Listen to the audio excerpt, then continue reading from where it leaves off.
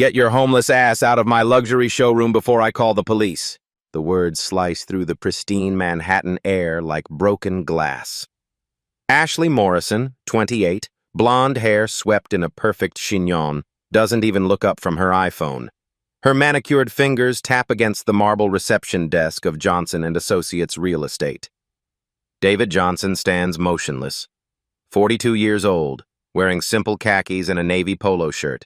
His dark skin contrasts sharply against the white marble and gold fixtures surrounding him. Behind him, floor-to-ceiling windows showcase Central Park's autumn canopy. Other clients, all white, all wealthy, sip champagne while browsing million-dollar listings. A security guard hovers near the entrance, hand resting on his radio. Ashley finally glances up. Her blue eyes scan David with undisguised contempt. Security handles vagrants on Tuesdays. These black stories unfold daily in America's corporate towers. Real-life stories of bias disguised as business.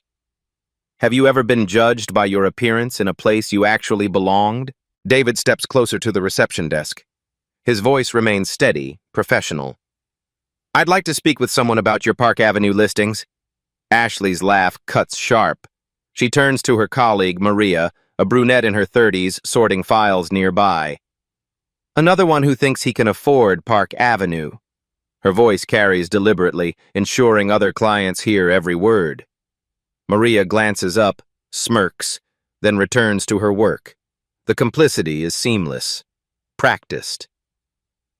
Sir, Ashley draws out the word like it tastes bitter.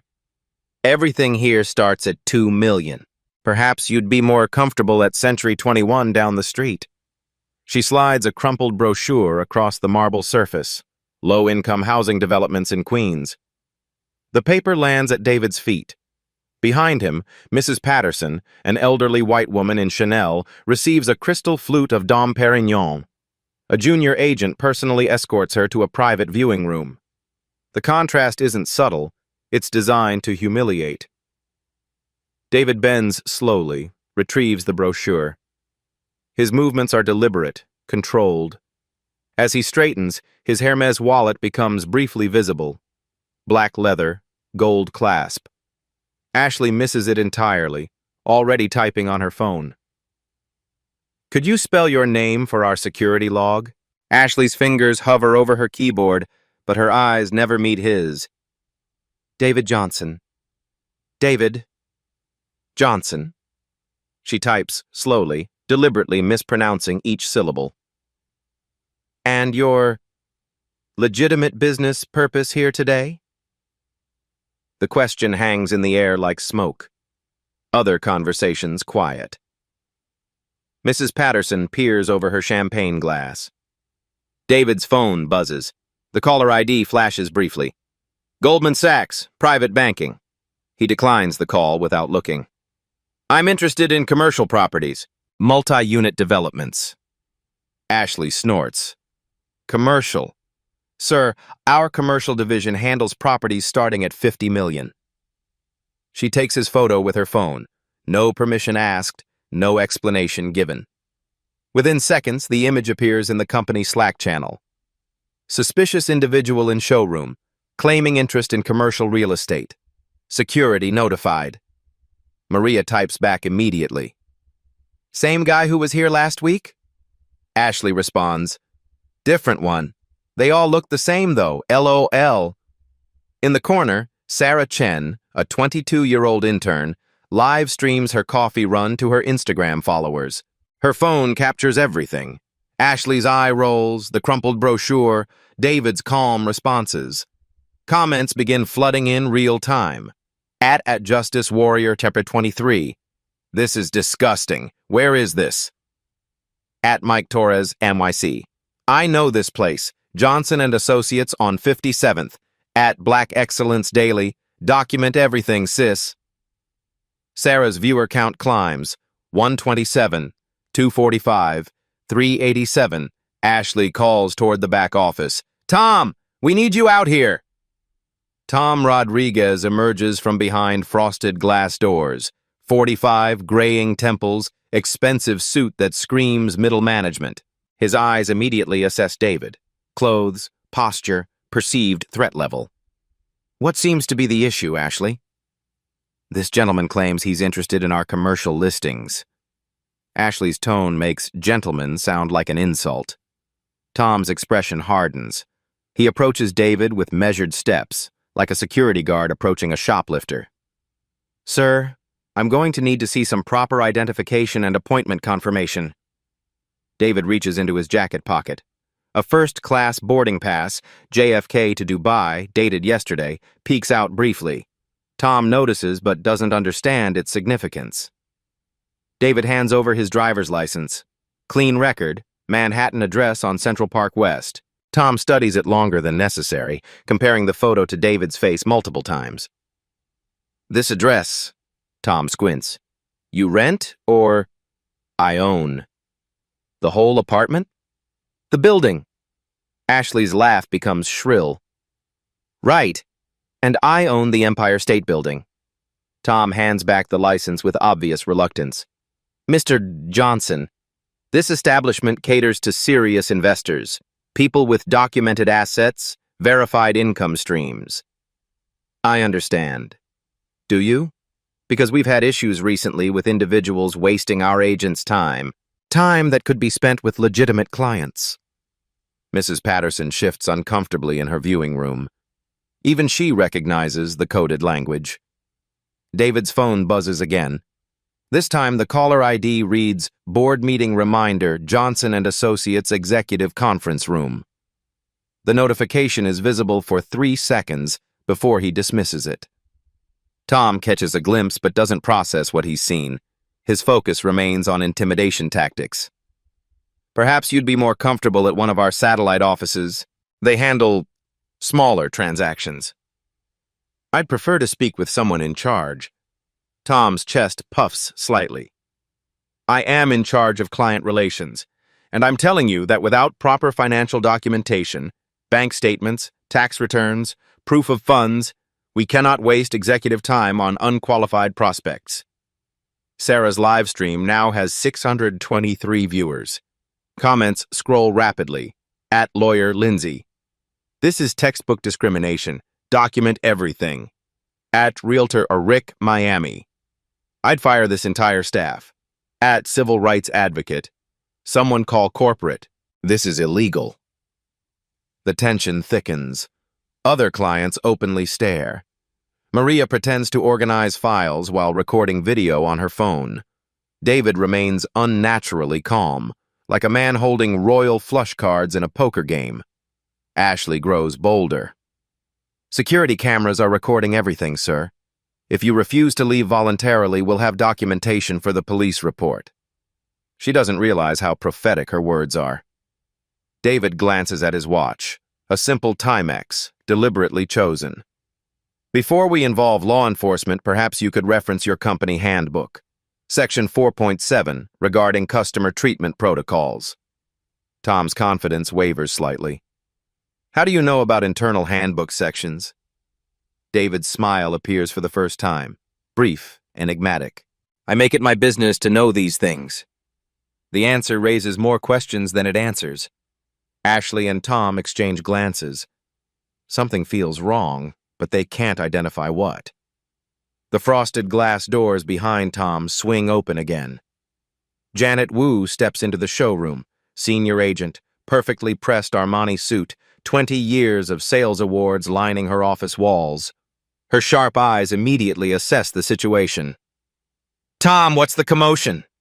Janet's voice carries authority, but her gaze fixed on David reveals instant judgment. Mr. Johnson here claims interest in our commercial division.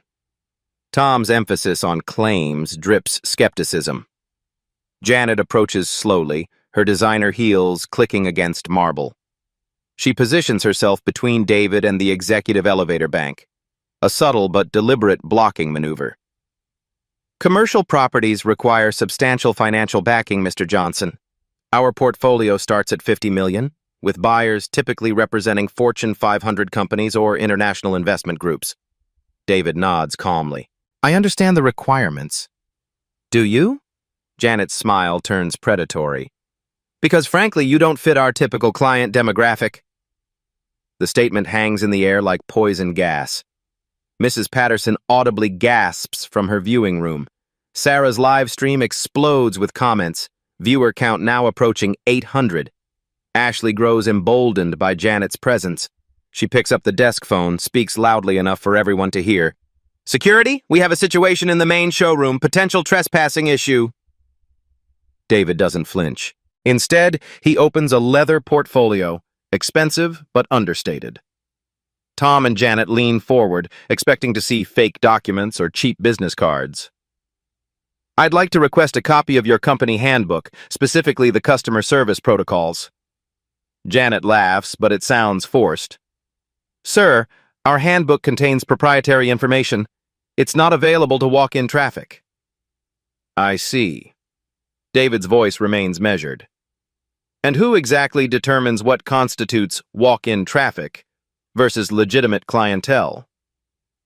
The question is surgical, precise, legal, dangerous. Janet's confidence wavers momentarily.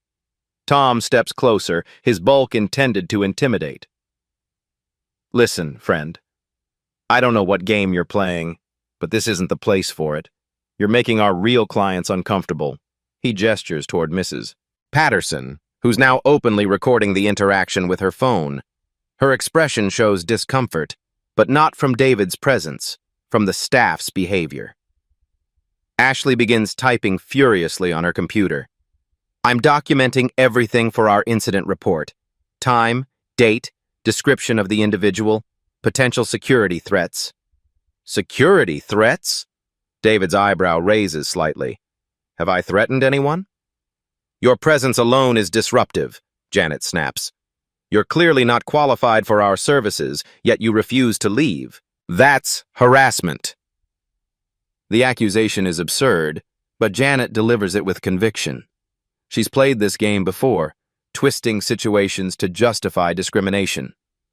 Sarah's Instagram live stream now has 1,200 viewers. Comments flood the screen faster than she can read them. As did that Attorney Johnson-esque. "This is actionable discrimination. Get their names." At News Channel 7. "Can we use this footage? DM us." At Real Estate Watchdog. "Johnson and Associates about to get exposed." The company's official Instagram account starts receiving direct messages. Angry viewers flood their latest post, a glossy photo of their award-winning team, with fire emojis and discrimination accusations. Real estate racism begins trending in Manhattan. David pulls out his phone to check something. The screen briefly shows his calendar. Multiple meetings with Goldman Sachs, JP Morgan, and the Federal Reserve Bank. The appointments scroll by too quickly for the staff to read clearly, but the logos are unmistakable. "Excuse me," David says quietly. "I need to return an important call." He steps toward the window, phone pressed to his ear. His voice drops to a whisper, but certain words carry: "Board resolution. Discrimination protocols. Immediate implementation." Tom and Janet exchange worried glances. Something about David's demeanor, his unshakable calm, his specific knowledge of company policies, his expensive accessories contradicting his simple clothes, doesn't add up. Ashley pulls Tom aside, whispering urgently, "Something's weird about this guy. He knows too much about our internal procedures." "He's probably some activist with a hidden camera," Tom replies. "We need to get him out before this becomes a PR nightmare." Too late. Sarah's live stream has been shared across Twitter, TikTok, and Facebook. Screenshots circulate with captions like, "Real estate racism caught live," and "This is America, 2025. The building's security guard, Marcus Davis, approaches reluctantly. A black man in his 50s, he's clearly uncomfortable with the situation. His radio crackles. "Front desk to security, we need assistance with an uncooperative individual." Marcus looks between David and the staff, recognition flickering in his eyes. Not recognition of David personally, but recognition of the situation. He's experienced this kind of treatment himself. "Sir," Marcus speaks softly to David, "is there anything I can help you with?" The kindness in Marcus's voice creates stark contrast to the hostility from the sales staff. David smiles genuinely for the second time. I appreciate that, Marcus. I'm just waiting to speak with someone who has actual authority here. The implication hits like a slap. Janet's face reddens. I have 15 years of experience and manage this location's commercial division. I have more authority than anyone you need to speak with. Noted, David replies simply. His phone buzzes with a text message. The preview shows, David, board meeting moved up 30 minutes. Emergency session regarding... The rest is cut off, but Janet catches a glimpse of his name at the top of the message. David? She says slowly.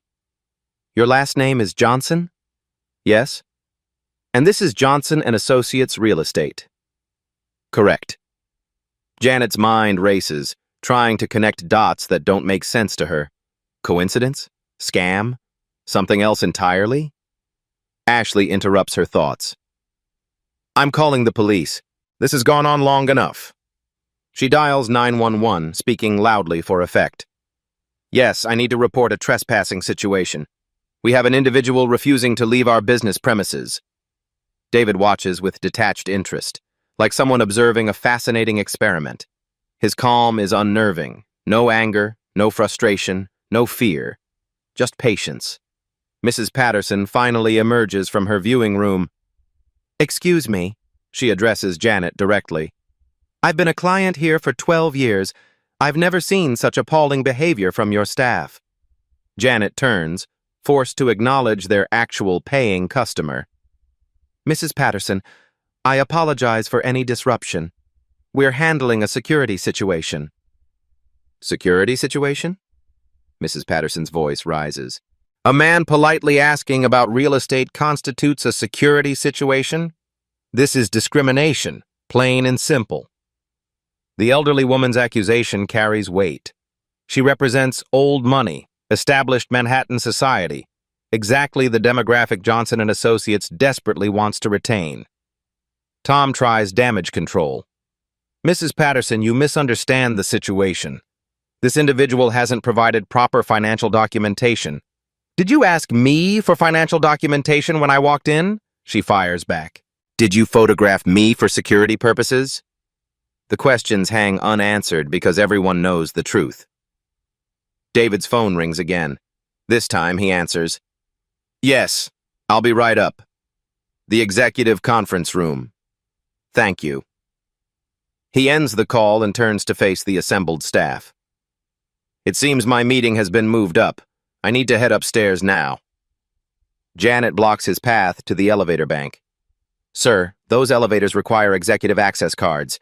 They only go to the corporate offices. David reaches into his jacket pocket. His fingers find a small plastic card, black with gold lettering and his photo clearly visible. He doesn't show it yet. Instead, he smiles. I'm sure we can work something out. David reaches into his portfolio with deliberate slowness.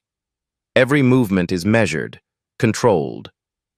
The showroom falls silent except for the distant hum of Manhattan traffic and the soft ping of notifications from Sarah's live stream. He withdraws a single sheet of paper, cream-colored letterhead, embossed logo, official corporate seal. Without a word, he places it gently on Ashley's marble desk. The document lands with the weight of a bomb. Ashley's eyes scan the header. Her face drains of color so rapidly that Tom notices before reading a single word. What is it? Tom demands, snatching the paper. The letterhead reads, Johnson and Associates, Internal Audit Division. Below that, Confidential Employee Performance Evaluation. And at the bottom, in bold black ink, David Johnson, Chief Executive Officer. Tom's hands begin trembling. The paper flutters like a leaf in wind. Janet moves closer, reading over his shoulder. Her expression shifts from confusion to horror to absolute terror in 3 seconds. This can't be real, Ashley whispers. Her voice cracks on the last word.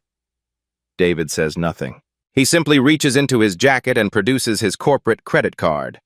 Black American Express Centurion. The name embossed in gold. David Johnson, CEO, Johnson and Associates. The silence stretches like pulled wire, ready to snap. Mrs. Patterson gasps audibly. "Oh my goodness!" Sarah's live stream explodes. Comments flood the screen so fast they blur into digital waterfalls. At Breaking News NYC, Holy SHT, he's the CEO. At Justice Served Daily, plot twist of the century. At Viral Videos Expert, this is going to break the internet. At Employment Lawyer Kate, these employees are so fired. Viewer count, 2,847 and climbing exponentially. Janet backs away slowly, like someone retreating from a wild animal. "Mr. Johnson, we didn't know. Nobody told us."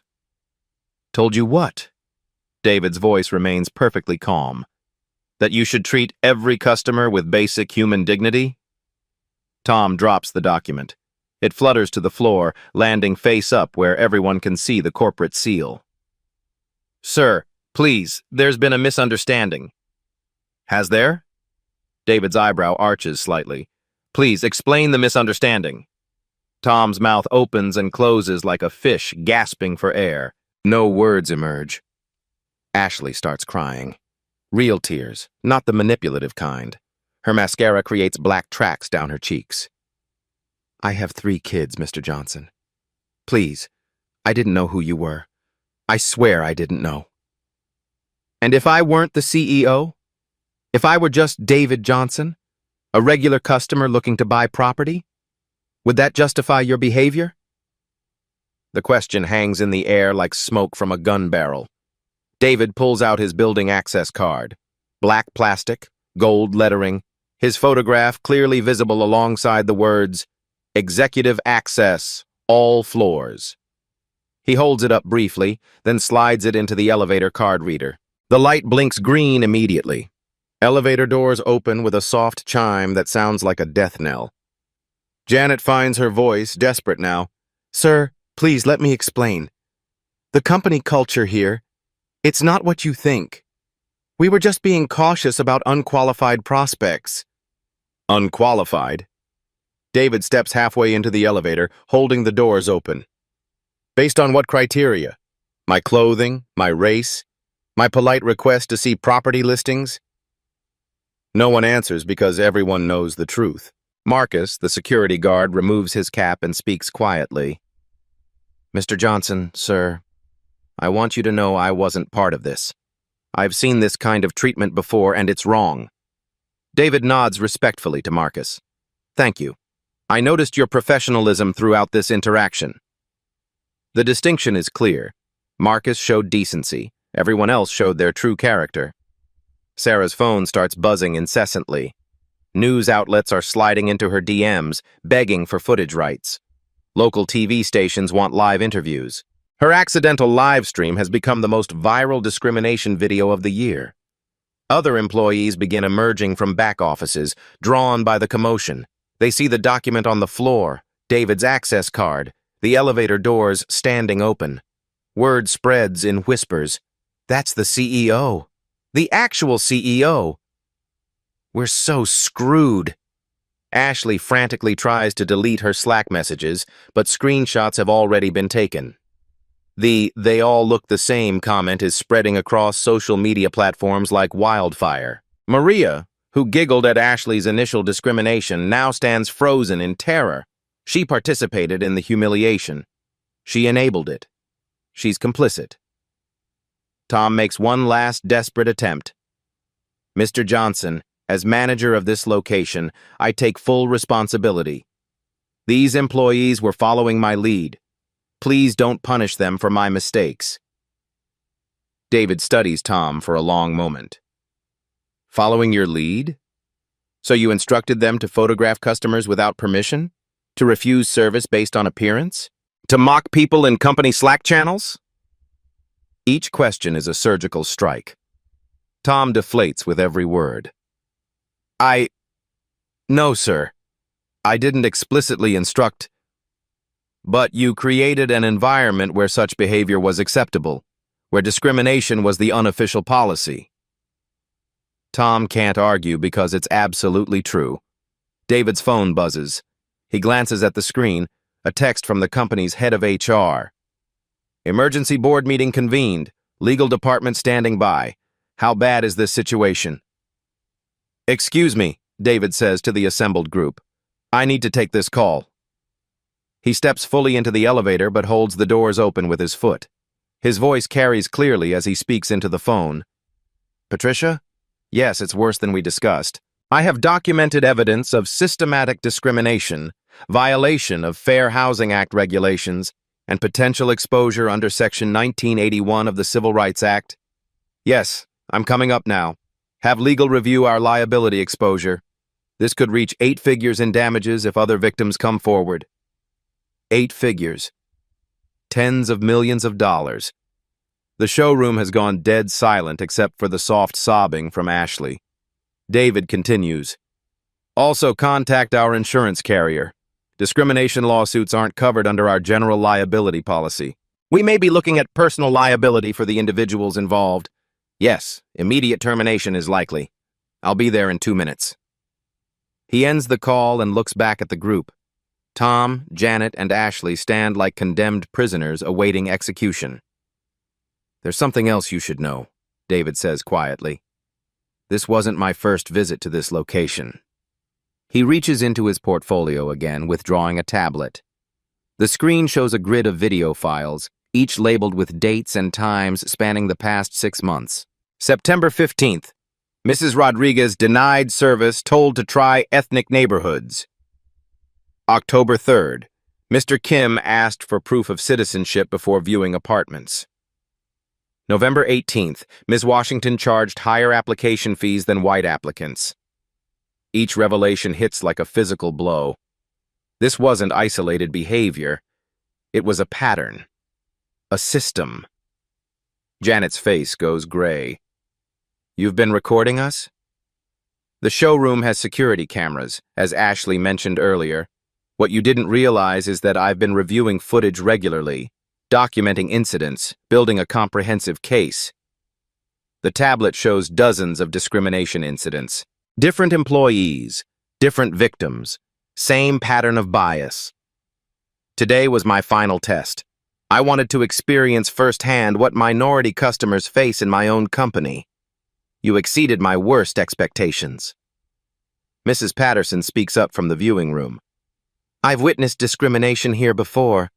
I should have said something sooner. I'm ashamed I stayed silent.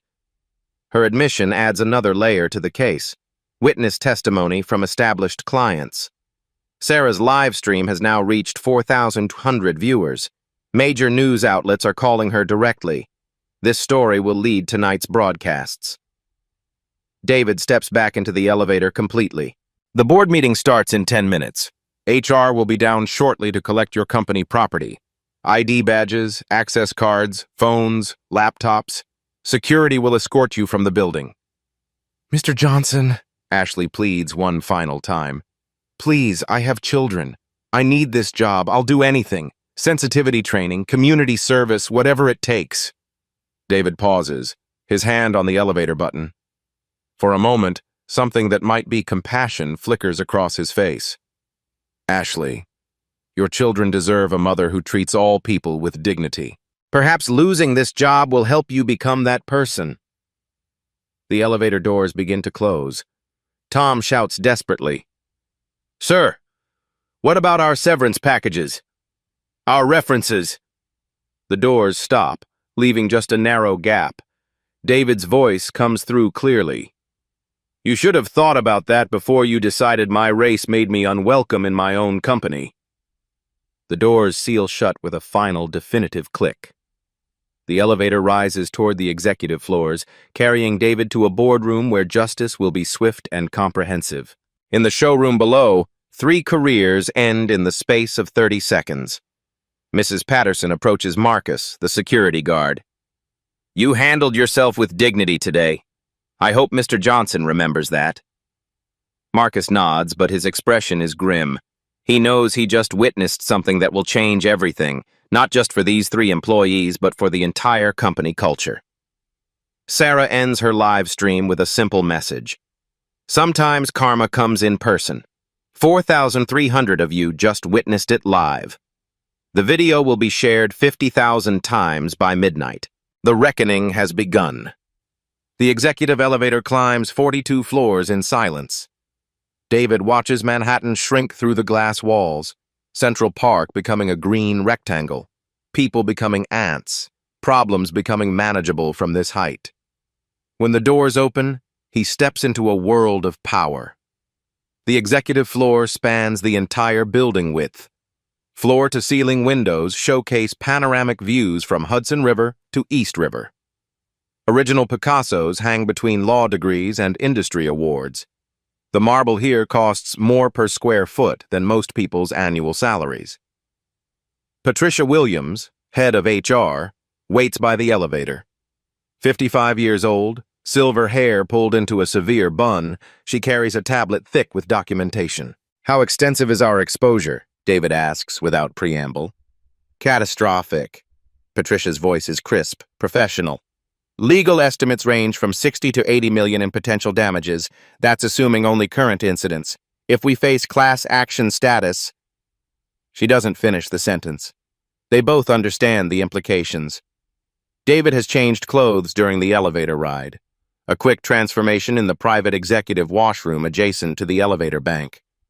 Gone are the khakis and polo shirt. Now he wears a charcoal Tom Ford suit, Italian leather shoes, and a Patek Philippe watch that costs more than most cars. The boardroom doors are solid mahogany, imported from Brazilian rainforests. Inside, 12 executives sit around a conference table that could house a small aircraft.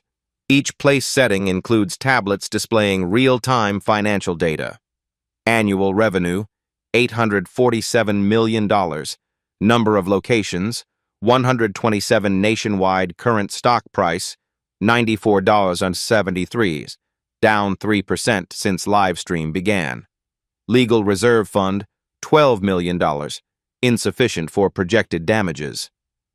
Sarah Chen, CFO, looks up as David enters. No relation to the intern Sarah. This Sarah commands boardrooms, not coffee runs. The footage has been viewed 127,000 times in the past hour. Our PR department is fielding calls from CNN, NBC, and the New York Times. Robert Martinez, legal counsel, opens a thick folder. Federal Fair Housing Act violations carry penalties of $16,000 per incident. We've documented 23 separate incidents over 6 months. That's $368,000 in federal fines alone. State penalties? David asks, taking his seat at the head of the table. New York State human rights law adds another $300,000. But the civil liability is where we face real exposure. Each victim can sue for compensatory damages, punitive damages, and attorney fees. The numbers stack like storm clouds. David listens to each report with surgical focus. Dr. Maya Patel, Diversity and Inclusion Director, provides the human cost. 11 families were denied housing opportunities. 7 qualified buyers walked away from legitimate purchases. We've systematically excluded an entire demographic from home ownership, the fundamental basis of American wealth building. The boardroom falls silent. These aren't just statistics. They're shattered dreams, stolen opportunities, perpetuated inequality. "Bring them up," David says quietly. Patricia speaks into her phone. "Security, please escort the 3 individuals to conference room A." Through the glass walls, David watches Tom, Janet, and Ashley emerge from the elevator. Their confident showroom personas have evaporated. Tom's expensive suit looks rumpled. Janet clutches her purse like a shield. Ashley's mascara has created permanent stains on her cheeks. Security guard Marcus accompanies them, not as suspect, but as witness. His presence provides stark contrast to their guilt. The 3 employees enter the boardroom like condemned prisoners. The executive table, the panoramic views, the obvious wealth and power. Everything emphasizes their complete powerlessness. David stands behind his chair but doesn't sit. The power dynamic is deliberate. Tom Rodriguez, 23 years with this company. 6 discrimination complaints filed against you personally. David reads from Patricia's tablet. Employee reviews consistently mention your old-school approach to client relations. Tom swallows hard. Sir, I can explain. No explanations, just consequences. David's voice carries absolute authority. Janet Wu, 15 years, senior agent with access to our most exclusive listings. You personally denied service to 7 qualified minority families. Janet's legs weaken. She grabs a chair for support. Ashley Morrison, 3 years. Your Slack messages alone constitute hostile work environment violations. They all look the same, your exact words. Ashley collapses into sobbing. The sound echoes off the mahogany walls. David activates the wall-mounted screens. Security footage begins playing. Not just today's incident, but months of documented discrimination. The evidence is overwhelming, undeniable. September 15th, David narrates as video plays. Mrs. Rodriguez, a physician seeking to purchase her first home. You, Tom, told her to try neighborhoods more suited to her background. She earns $300,000 annually. Tom watches himself on screen, seeing his bias displayed in high definition. October 3rd, Mr. Kim, a tech entrepreneur looking for commercial space. Janet, you demanded citizenship papers despite his valid driver's license and American passport. Each video clip is a knife twist of accountability. Robert Martinez opens his legal folder. New York State Executive Law Section 296 prohibits discrimination in real estate transactions. Violations can result in civil penalties up to $50,000 per incident, plus actual damages. The calculator in David's mind works rapidly. $50,000 times 23 incidents equals $1.15 million in state penalties alone. Federal law is even harsher, Robert continues. Section 1981 of the Civil Rights Act allows unlimited punitive damages for intentional discrimination. Recent awards have reached 8 figures for systematic patterns like ours. 8 figures. $10 million or more. David pulls up financial projections on the main screen. Our company employs 2,847 people across 127 locations. Those jobs depend on our reputation, our legal standing, and our ability to operate without federal oversight. The implication is clear. 3 employees' discrimination could destroy nearly 3,000 careers. Tom, Janet, Ashley, you have a choice. Option 1, immediate termination with cause. No severance, no references, and I release all footage publicly. Civil suits will follow, along with criminal charges for civil rights violations. The room goes silent except for Ashley's continued sobbing.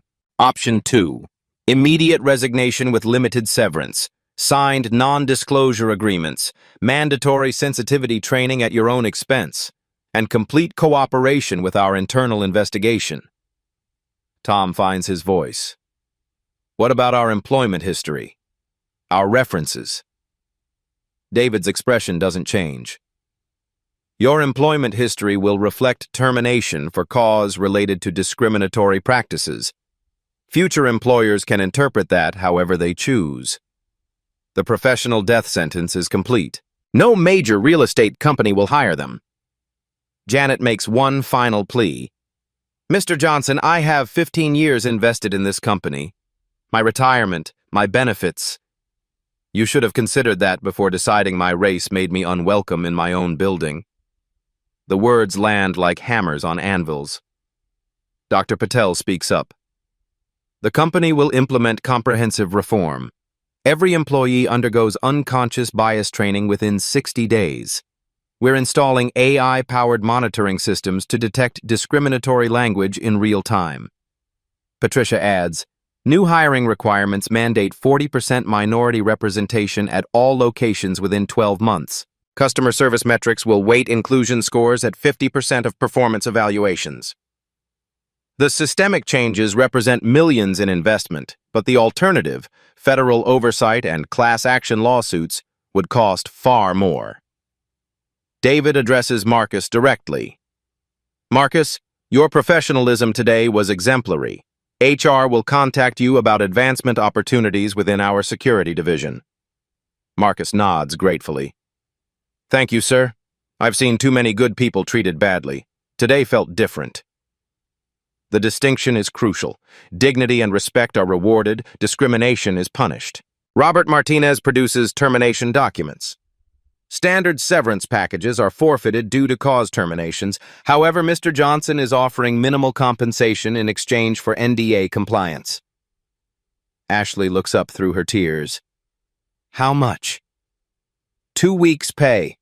Take it or face civil litigation that will bankrupt your family. The choice isn't really a choice. Tom signs first, his hand shaking as he writes his name. Janet follows, her 15-year career ending with a signature. Ashley can barely hold the pen steady. Patricia collects their ID badges, access cards, and company phones. Security will escort them to retrieve personal belongings under supervision. As they prepare to leave, David speaks one final time. You'll find that discrimination is expensive, not just for companies, for individuals. Future employers will Google your names. This story will follow you. The three file out, their careers and reputations destroyed in under 2 hours. Sarah Chen pulls up the company's stock price, down 7% and falling. Markets hate discrimination scandals. We need immediate public response. David nods. Schedule a press conference. Full transparency about today's events, our reform initiatives, and our commitment to inclusive practices. The crisis management begins immediately, but the real work, changing company culture, will take years. Through the windows, Manhattan stretches endlessly. Somewhere in those buildings, other companies face similar reckonings. Today's live stream will inspire investigations, audits, and uncomfortable conversations. Change has begun. 3 hours later, the Johnson & Associates website undergoes dramatic transformation. Ashley Morrison's Employee of the Month photo disappears, replaced by a new message. Committed to equal housing opportunity for all. Tom Rodriguez's Manager of the Year plaque vanishes from the showroom wall. In its place, a digital display shows real-time diversity metrics.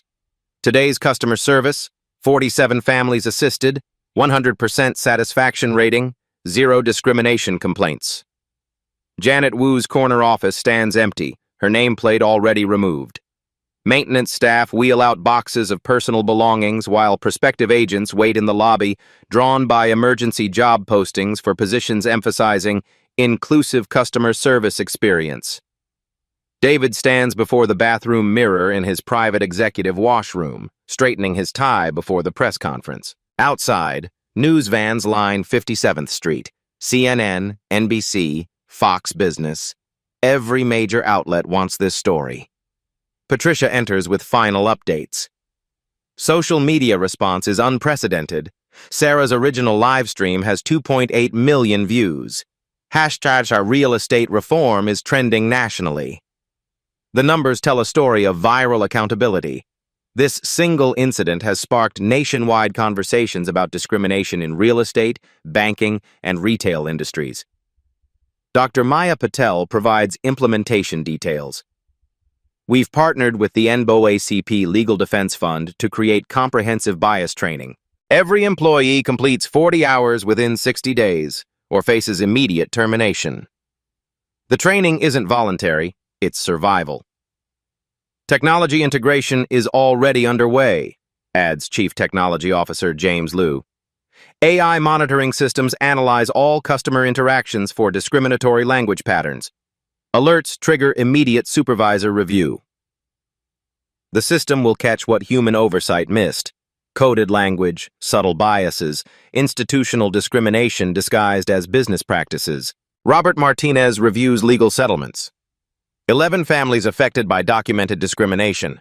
We're offering full compensation for lost housing opportunities, plus relocation assistance and preferred lending rates for future purchases. Money can't undo humiliation, but it can provide path forward. David reviews the financial commitment. $5 million for bias training programs across all locations. $2 million for technology infrastructure. $1 million victim compensation fund, $500,000 for external diversity audits. Total investment, $8.5 million. The cost of doing what should have been done from the beginning. Sarah Chen provides market analysis. Initial stock drop recovered to only 2% below opening. Investors view our proactive response positively. Long-term projections show diversity initiatives actually increase profitability. Companies with inclusive practices outperform homogeneous ones by 35% in profitability, 70% in innovation. Discrimination isn't just morally wrong, it's economically stupid. The press conference begins at 3 p.m. sharp. David approaches the podium in the building's marble lobby. Cameras flash like lightning storms. Reporters lean forward, smartphones recording every word.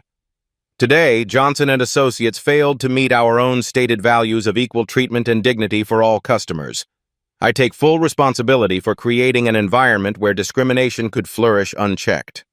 No deflection, no excuses, full accountability. Effective immediately, we are implementing the most comprehensive diversity and inclusion program in the real estate industry. Not because it's legally required, but because it's fundamentally right. He outlines specific changes: anonymous reporting systems, quarterly diversity audits, community advisory boards with civil rights leaders, partnership with HUD to monitor fair housing compliance. We're also establishing a $10 million fund for first-time minority home buyers, down payment assistance, reduced interest rates, and dedicated counseling services. The announcement exceeds expectations.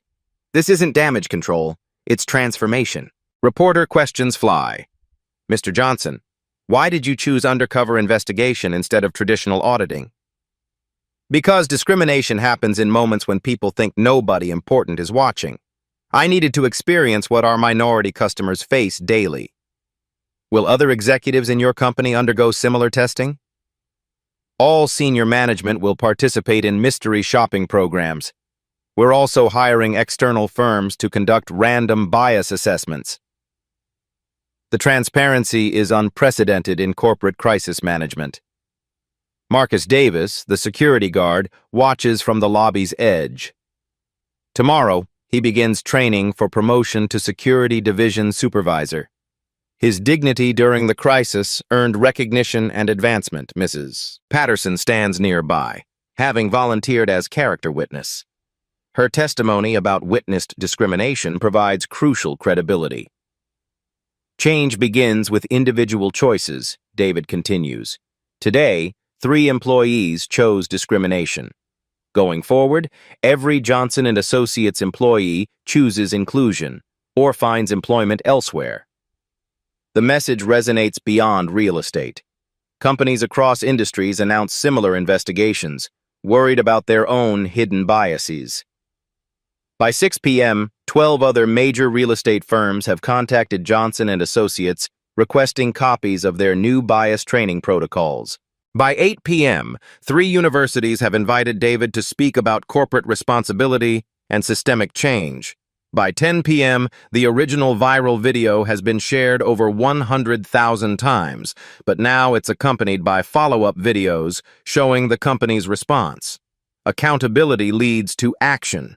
Action creates change. Sarah Chen, the intern whose live stream started everything, receives scholarship offers from 7 journalism schools. Her accidental documentation of discrimination becomes her ticket to a career in investigative reporting. The story spreads globally. London, Tokyo, Sao Paulo, international markets notice American companies taking discrimination seriously. Real change requires more than press conferences.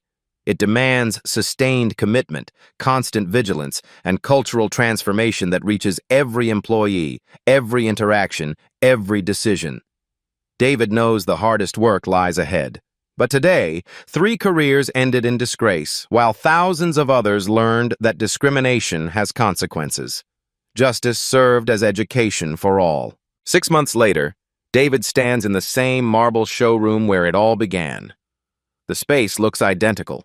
Same gold fixtures, same Central Park views, same expensive artwork. But everything has changed. Behind the reception desk sits Keisha Williams, a young black woman with an MBA from Wharton. She greets every customer with genuine warmth, regardless of their appearance or accent. The Employee of the Month plaque now rotates among staff who demonstrate exceptional inclusive service. Where Tom Rodriguez once stood, Marcus Davis conducts security rounds in his new role as Safety and Inclusion Coordinator. His promotion from guard to supervisor sent a clear message. Dignity and professionalism are rewarded. The digital displays David installed show real-time metrics. 365 days without discrimination complaints, 89% customer satisfaction, 43% minority staff representation. Sarah Chen, the intern-turned-journalism student, returns for a follow-up interview. Her original live stream spawned a documentary series called Hidden Bias that examines discrimination across industries. "Mr. Johnson," she asks, "what did you learn from going undercover in your own company?" David considers the question carefully. "I learned that power means nothing if you don't use it to protect the powerless. True leadership isn't about commanding respect, it's about ensuring everyone receives respect." The company's transformation metrics tell the story. 0 discrimination lawsuits filed since the incident. Employee diversity increased 300% across all locations. Customer satisfaction scores rose from 2.1 to 4.8 stars industry-wide. Annual revenue increased 12% due to expanded customer base. Good business and moral business are the same business. Mrs. Patterson, now 78, brings her granddaughter apartment hunting. She specifically requested the 57th Street location. "I want her to see how change happens when good people take action." The viral video's impact extends far beyond real estate. Touching stories like David's prove that real-life stories of discrimination can spark systemic change. These black stories matter because they show quiet dignity defeating loud prejudice. Other companies implemented similar undercover programs. Universities study the case in business ethics courses. The Johnson method, using authentic investigation to identify bias, becomes standard practice across industries. Ashley Morrison found work at a nonprofit housing organization, helping low-income families find affordable homes. Her termination became transformation. She now advocates for the communities she once excluded. Tom Rodriguez moved to Wyoming, working for a small agency specializing in ranch properties. His career never recovered, but he reportedly treats all customers equally now. Consequences teach what words cannot. Janet Wu left real estate entirely, becoming a diversity consultant for corporations seeking to avoid their own viral discrimination moments. Her expertise comes from lived experience with failure. David reflects in his executive office as Manhattan lights twinkle below. True power isn't about revenge. It's about creating lasting change that protects the next person who walks through that door. Life stories like this remind us that touching stories of discrimination still happen daily. But when people have power to create change, they have responsibility to use it. Black stories like David's prove that strategic thinking and quiet strength can defeat even entrenched bias. Have you witnessed discrimination in your workplace? Share your story in the comments below. If this video opened your eyes to hidden bias, subscribe and share it with someone who needs to see that change is possible. Together, we can create spaces where everyone is judged by character and qualifications, not appearance. Comment your experiences. Share this story. Subscribe for more real-life stories of justice served through intelligence, not anger. Because the most powerful revolution happens one respectful interaction at a time.